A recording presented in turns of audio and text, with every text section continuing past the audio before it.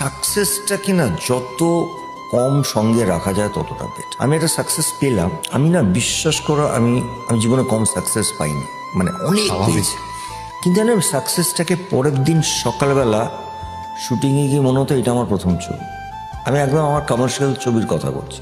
আমি একটা দিন কেন সারা ইন্ডাস্ট্রি বলতে পারবে না যে আমি আমার সাকসেসের জন্য কোনো পার্টি দিয়েছি। আমার সাকসেসকে আমি সেলিব্রেট করেছি, কারণ আমি মনে করতাম ওটা আমাকে দর্শক দিয়েছেন, আমার মা দিয়েছেন, আমাদের পুরো ইউনিট যে প্রোডাকশনটা যারা করেছি প্রত্যেকের লোকের ইকুয়াল কন্ট্রিবিউশনে ছবিটা হিট করেছে। পরের দিন যেটা করছি সেটা কি ওটার মতন হবে? Let me focus on that.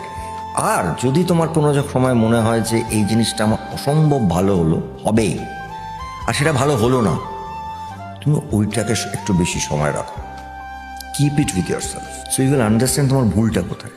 মনে ভালো লাগতো, হয়তো পুরো ইউনিট নিয়ে একটু মিষ্টি খেলাম বা আনন্দ করলাম, বললাম চল আজকে লাঞ্চটা আমার তরফ থেকে, এইটুকুই। সো এইগুলো না আমি কেন বলছি, যেটা হয়তো আজকে পার্টি করি, আমি আজকে